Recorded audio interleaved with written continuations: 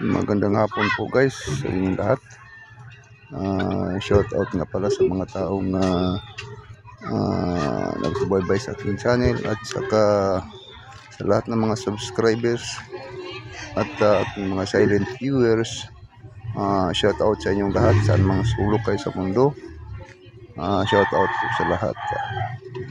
Ngayon guys, dito po tayo maglilinis po tayo itong isdang matinik. Puro tinik to guys. So ito po guys yung tinatawag sa amin na tagutungan. So, yung tinik nito guys, lupang sakit po guys makatinig guys. Halos lahat po ng gilid ng balat nito ay puro tinig guys. Kaya kapag binunot mo yung tinik niya guys na nakausin sa ibabaw, meron pa siyang mga naka-cross doon sa ilalim guys. Ayan oh, makita nyo yun guys. Ayan oh, makikita nyo yan. So yan po guys. Ayan oh, tingnan mo yun. Napakatulis po ng mga tinik. At delikado po kung nga ito'y pakalat-kalat lang po yung tinik natin mga guys. So yan oh.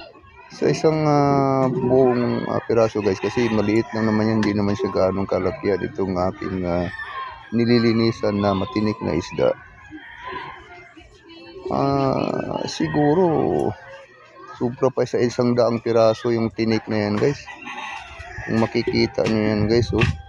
Ayan oh, hirap na hirap ako magbunot guys oh. Tingnan nyo naman yan oh. Ayan oh. Kasi maliit lang na kausli guys. Kapag naman na siya nahugot na, kasi yan bago yan mahugot na guys, kailangan pakuluan mo muna yan. So pakuluan mo muna siya ng halos hanggang sa hintay mong lumambot siya. Pag lambot niyan, yung saka mo siya ngayon tawag nito, saka mo siya palalamigin at bubunutin mo gamit ang pliers po guys. Dahil kasi hindi basta-basta mabunot po yan.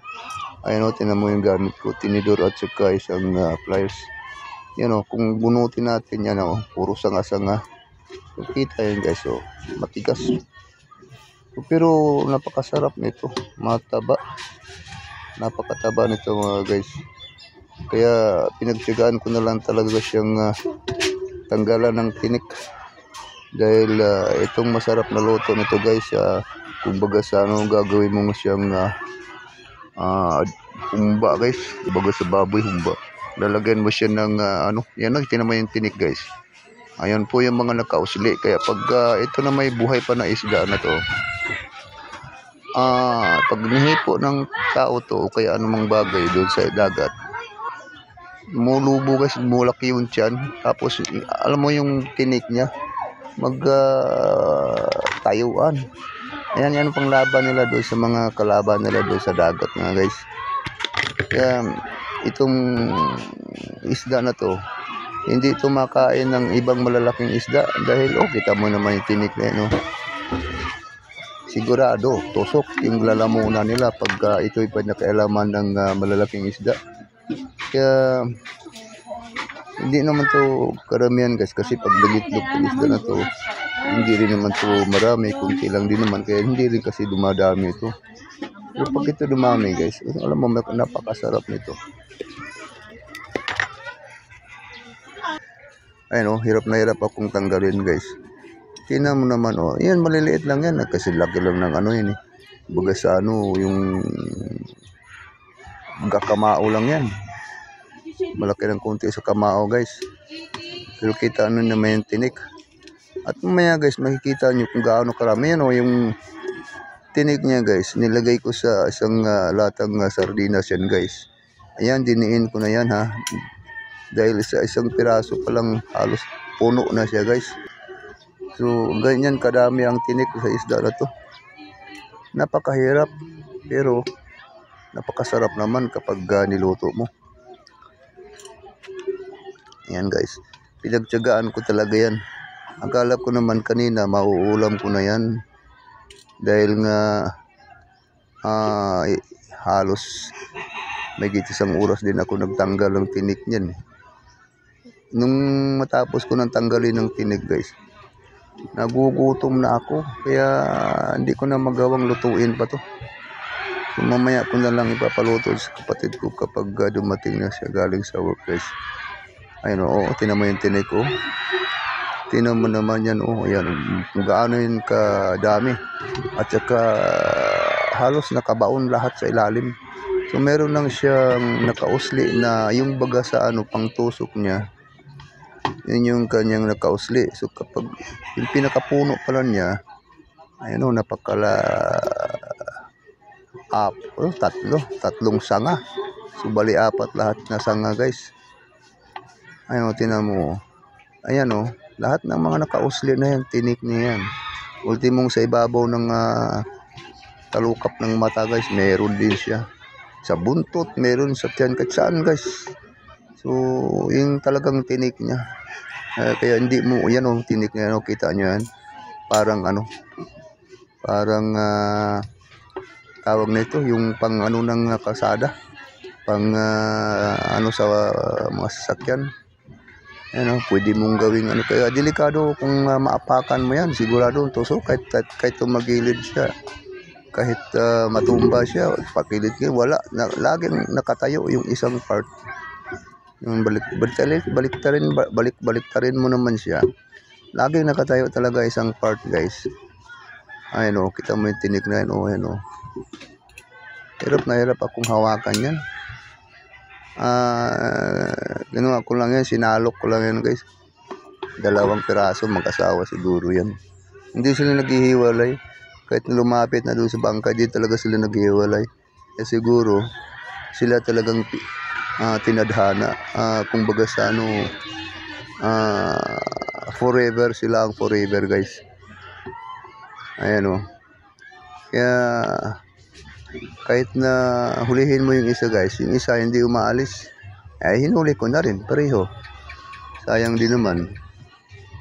Kaya yun, pinagtiyagaan ko na lang talaga silang lutuin. Kanina sabi nung ihawin lang daw. Ganun naman daw guys.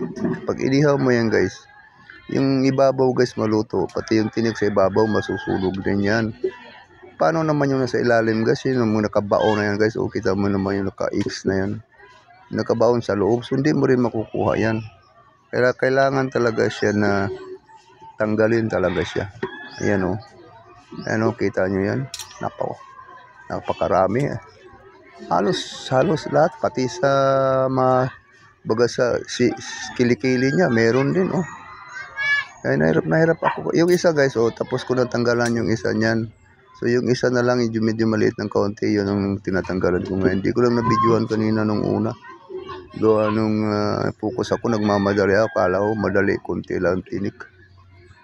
Yan pala, napakaraming tinik. Ayan, kaya hindi ko na nagawang lutuin pa. Ayan guys, hirap na hirap ako niyan. Sa dami naman ng tinik na yan mahigit sa oras ko tinanggal yan. Dahil kasi noon, siyempre pinakuluan ko pa. Saka mo pa matanggalan nung lumambot na yung kanyang balat. Yung balat nito guys, makapal din yung taba niya. Kaya doon nakabalot yung doon nakapaloob yung tinik. Kaya yun, napakahirap tanggalin. Pero napakasarap naman kapag naluto. Sigurado hanapin mo. Kahit araw-araw pa ako maglinis ng tinik ng isda na to.